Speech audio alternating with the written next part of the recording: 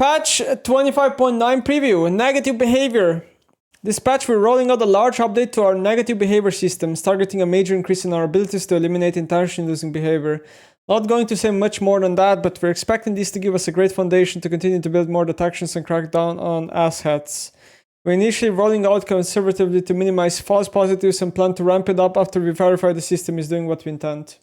That's cool. Let's see if BAUS gets banned. Season changes. Check out the new beautiful Spirit Blossom map and post dev screen. Since we're shaking up objectives in a sizable way in Season 2 by pushing back drop spawn, we're holding off for a bit on some of the more speculative changes to Stale Champions. A lot of things might change as a result of roaming dynamics and early grab prior changing. Yeah, grab spawning later is probably gonna make it so people stay on bot side of the map longer, because if you swap, you're not getting anything on top side of the map, right? And then it's gonna be more about jogging focus fights. So maybe like, let's say champions like Draven and Kalista could like rise in priority in competitive play, because you care more about early priority, right, on bot lane.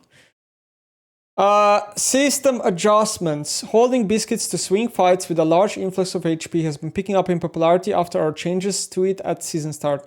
We're making some changes to it here, targeted at reducing how swingy they are while still keeping them as a generic strong option. Yeah, so biscuits are basically never worth selling unless you really need the 5 gold, because biscuits only give you 5 gold when you sell them. And unless you really need that 5 gold, it is just better to keep them in your inventory. And even in like mid game, even if you didn't use them in your lane, even in mid game, you can just use them in a team fight and they might completely swung a team fight. Feats and boots. Feats, boots are also receiving a buff here. Players have caught on now that they are not actually as powerful as they seem, so we're better matching their actual power. In conjunction with this boss, we're also better at balancing the tier 2 boots to prevent the whole boot ecosystem from being a strong. Small nerf to sweetness boots.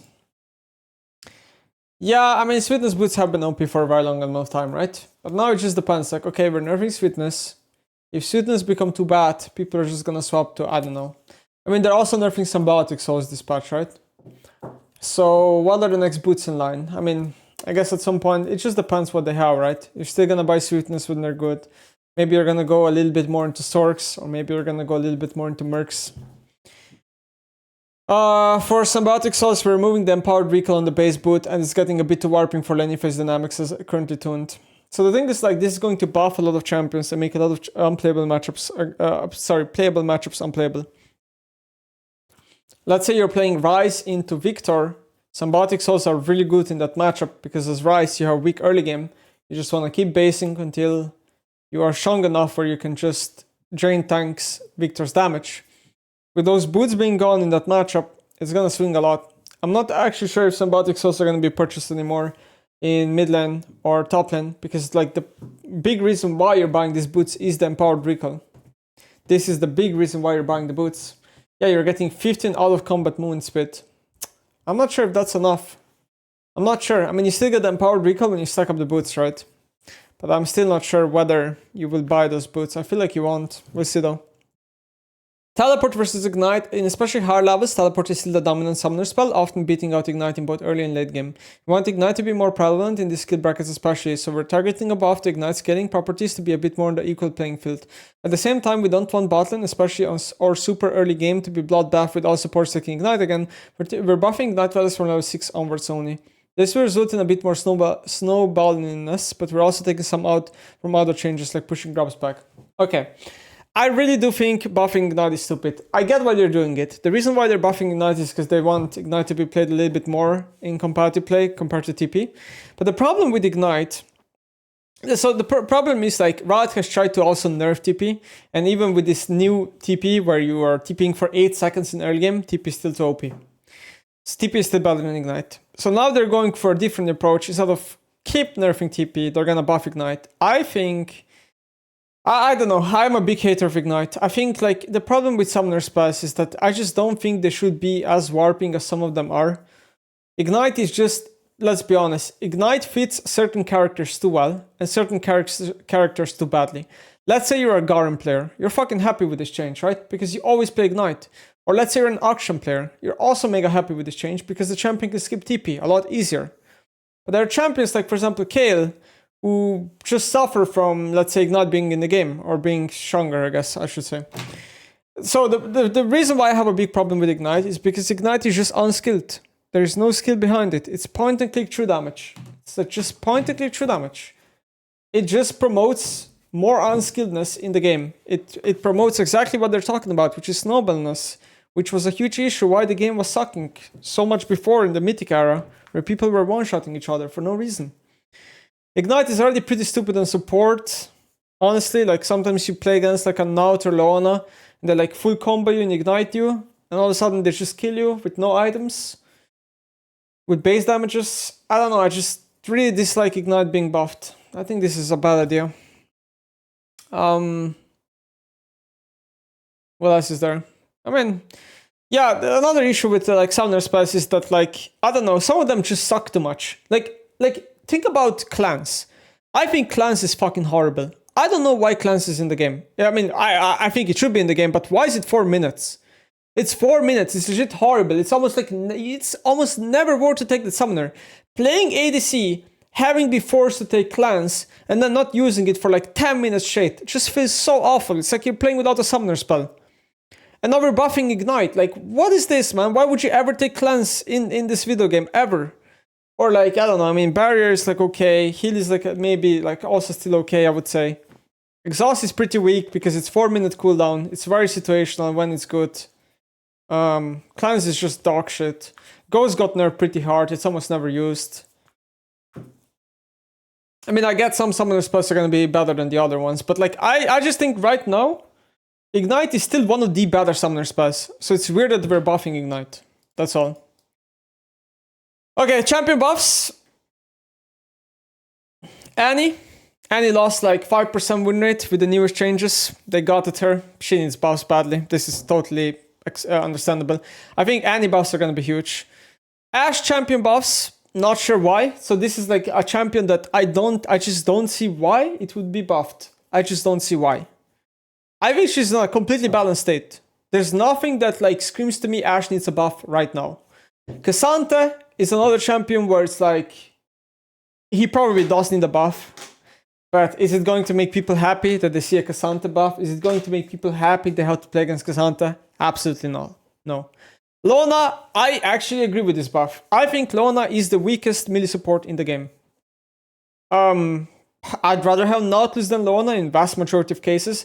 There's no reason to pick Lona over Rel. No reason. You're just picking Rel every single time over Lona. So I think this is fine. Morgana, champion buff. Low elo players are going to be unhappy. High elo players are going to say deserved. Orianna. So this is another champion where I don't understand where the buff is coming from. Sure, winner twice in solo queue. She is close to 50%. Hovering around 50% win rate, right? Sure, she's not played a lot because other mages are just kind of cooler. She's too slow, sluggish. She's like a snail in solo queue. She revolves around on team play, which you don't have in solo queue. I get why she would be frustrating to play in solo queue. She's not a good experience in solo queue. But in competitive, I think this champion is one of the best millionaires in the game.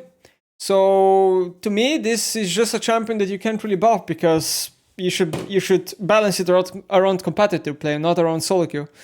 And then Shen, this is also a champion that I don't understand why it's getting buffed, because again, it's a similar reason to Orianna. His win rates are totally fine. He just got a buff like once or twice already. Like last patch he got a pretty good buff. W set 2 second cooldown. Q slow increased. Why are we buffing Shen? I have no idea. So again, I don't know what Ashe is doing in this champion list. I don't know what Orianna or Shen are doing in this champions list. Champion nerfs, Gwen.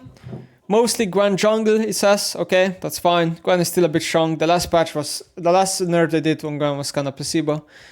Then we have a champion nerf Kalista. I don't know where this is coming from. So the only thing I can think of here is that they're just preemptively nerfing Kalista because they think with the removal of Grubs, her priority is going to rise because the game is going to be more bot lane centric. This is the only explanation I have in my head. Other than that, I don't understand this nerf. Like, she's not even good. I don't know. Neferi, happy about this, very happy. I think Neferi is extremely stupid. I hate the new rework. I mean, I hate it. Like, just not enjoyable to play against. I get that they had to like implement a new mechanic on her because she's just boring without it. But god damn it. Yeah, please nerf it. Please nerf mid lane Neferi. Why is she one-shotting waves with 1Q? And then Yorick, this is also understandable. Champion is hitting high win rates in high elo when it's supposed to be a champion made for iron players. System buffs, Ignite and Unflinching. Unflinching is getting a buff again. It got a pretty big buff last time already. I think Unflinching is going to probably become overpowered, and it's probably going to be low play rate. The rune is just very hard to understand for vast majority of players, and only good players will recognize when to pick this rune. So Unflinching will be very hard to balance because of that. The rune will probably just become OP over time. I think a different rune implementation is just the best decision Riot can do here. Swifties, this is fine. Biscuits, so I think they're gonna make it so if you eat them in mid game, they're gonna not like be OP anymore. They're gonna be primarily low-elo skewed, early game skewed, which is good. Feed boots, I saw in PB, there's some changes there. They're gonna make them like 500 cost instead of 750 and adjust some stats. Basically, the feats are gonna be better, which is good because they're a scam. And then Symbiotic Souls, probably not gonna be played in solo lane. Still fine on support maybe from time to time. If we go quickly on the Reddit thread, so Ignite, here we go. It's going to go from 410 to 475 at level 18. It's a 65 damage increase on Ignite, not too bad. Boots of Sweetness is going to lose 5 MS. Biscuits are going to go from 12% missing health to flat. Plus then also based on missing health, how low you are. It's some different formula. Feed boots, all of them are going to be 500 gold. Forever forward. That's the Symbiotic Souls going to be slightly nerfed.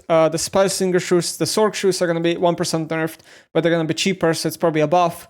And then the Noxium Fervor, this is I think, this is the Sweetness boots are gonna get as adaptive force. Oh, what the fuck? Okay, that's different. Symbiotic Souls, yeah, 15 out of combat move speed, cool. Atakan gonna be a little bit different. Experience per bloody petal reduced, okay. Blood roses less XP. Base kill gold is gonna go from 300 to 304 to 420. So late game kills are gonna matter more from level 6 to 18. I think this is probably a good change. Because oftentimes in late game, you can ace a team fight, no objectives are up, you can push any tower, and it feels like you got almost nothing. Lanes of detection, cool. Reef Herald spawn, okay. I'm gonna read the rest when the actual changes come out. But now I gotta join the call.